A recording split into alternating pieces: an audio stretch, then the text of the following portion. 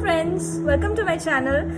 Today I have posted the recipe for prawns in coconut milk, and if you do like the video, don't forget to like, share and subscribe. To prepare the prawn curry, we would be needing these ingredients. So now let me take you through. So obviously this is the first one, the very basic ingredient of the prawn curry.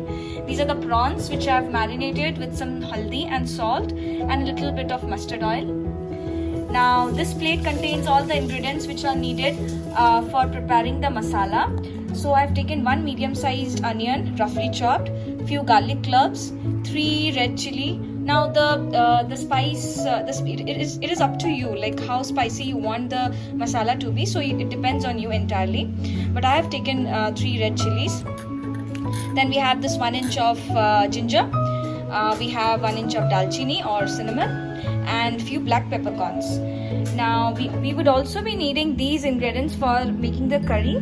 So this is again 1 medium-sized onion, finely chopped, 1 small tomato, finely chopped.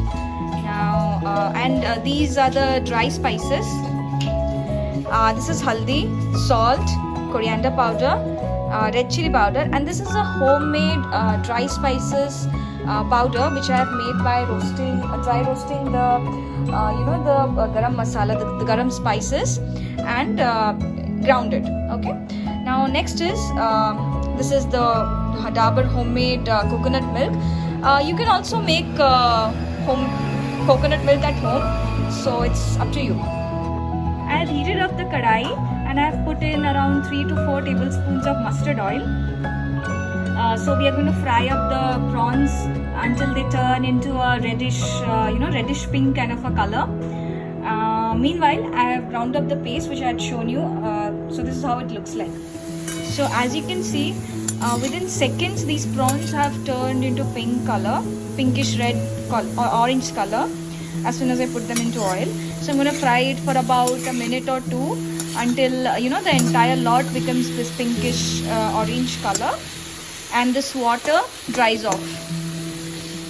So as you can see, the prawns are a bit of pinkish orange color, and I've taken them off the oil, and now I've put around in the same kadai I've put around 7 to 8 tablespoons of oil, and I'm waiting for it to heat up. Now once this heats up, I'm going to put the chopped onions.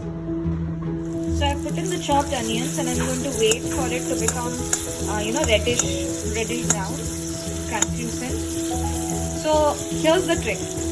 The redder you want your curry to be, or the more colorful you want your curry to be, the longer you would have to fry these onions. So the secret to a red curry or a very beautiful, perfect curry lies in the time which you give for the onions to be fried.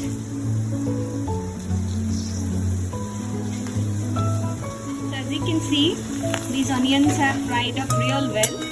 Let me just show you closely. They have fried up real well, and now is the perfect time to put in the ground masala. So I put in the ground masala and just the ground masala, and now I'm just cooking it up with the oil. And at this point of time, you can add the dry spices which we have taken out. These.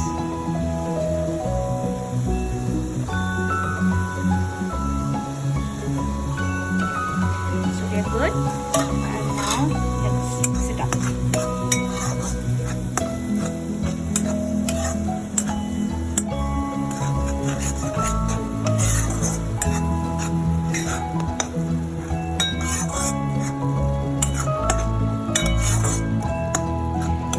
Up until the masala is fully cooked. And how do you know that the masala is cooked? The trick is just to see at what point of time the oil leaves the masala. So that's the time when you know it's cooked. So as you can see, the masala is slowly getting cooked and has changed its color. Now one thing to keep in mind is you need to regularly stir the masala in the kadai so that you'll get the best results. I cooked the masala for about 20 to 25 minutes, and as you can see, the oil has left the masala, so this is an indication that it is perfectly cooked. Now I'm going to add some water, not much, 1 cup of water, and then add on the prawns which I had fried to this. So here I'm adding a cup of water. Let me stir it a bit.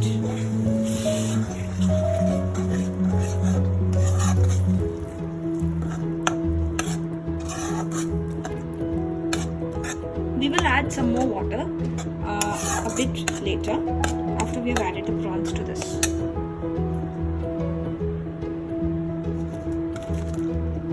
Yeah, so we're good. We just stir it again.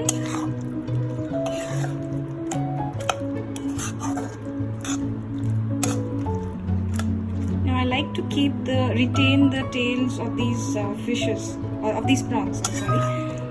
Because they look beautiful and it is very nice.